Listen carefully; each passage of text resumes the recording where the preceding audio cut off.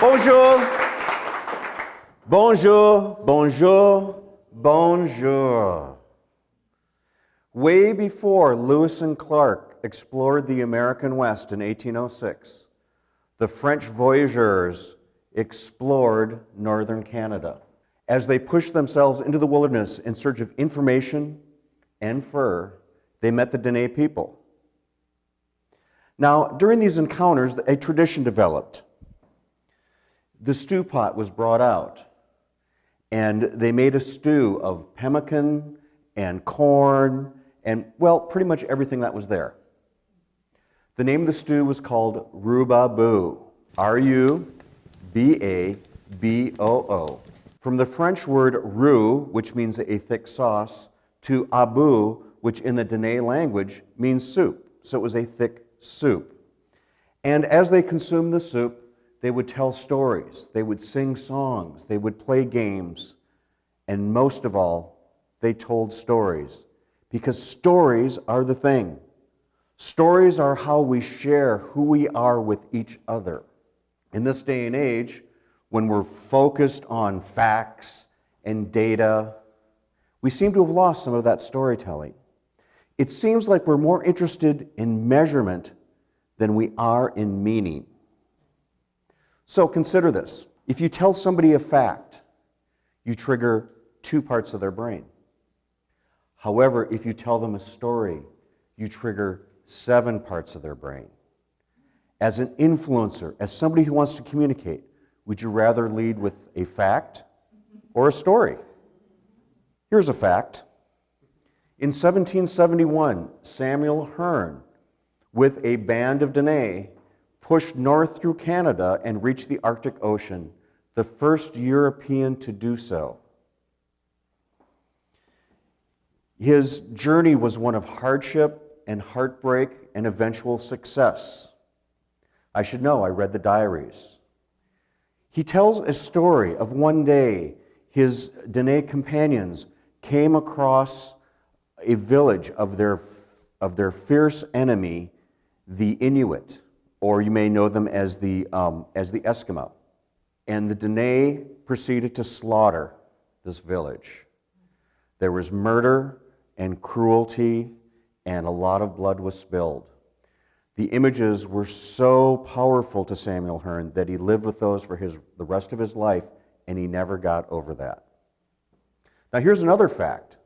Nearly 200 years after Samuel Hearne's journey, as a young man, I traced his journey up in the Canadian wilderness.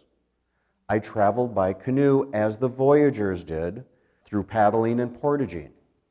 We were at 116 degrees west and 64 degrees north, and, well, let me tell you the story of that day in a different way. Pull, stroke, lift, swing, repeat, pull, stroke, lift, swing. This is the monotony of paddling a canoe into the wind across a long lake.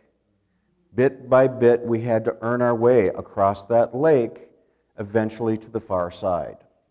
We couldn't stop, because the moment we stopped paddling, the wind would take us back, and we would have to start all over again. We had no choice but to go forward.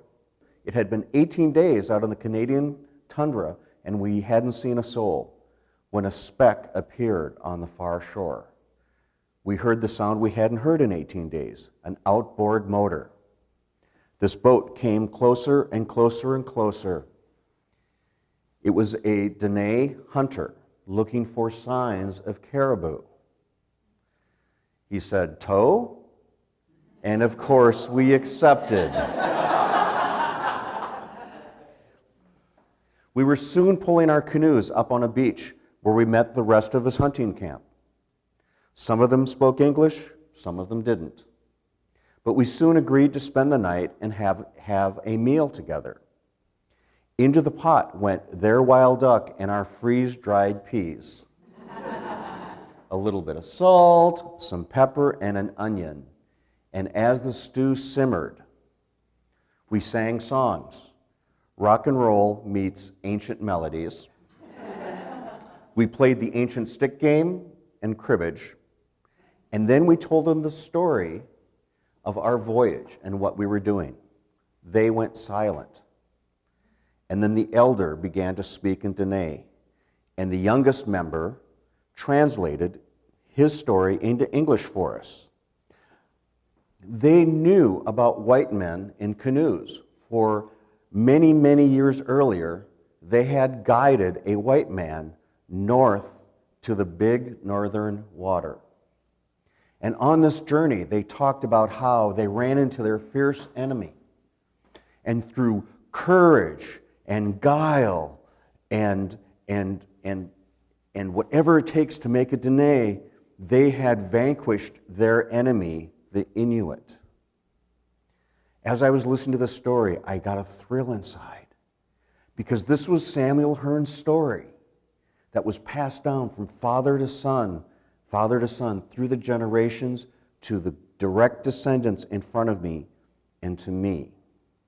In that moment, I realized that the story isn't about the story, it's about the storyteller.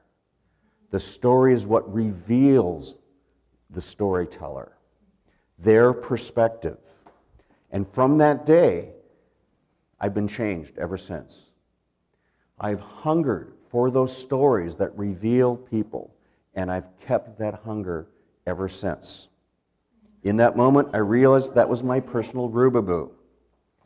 I hope you've enjoyed this afternoon. I hope you've gotten ideas, insights, and inspiration for your own personal Rubaboo. Bon appetit!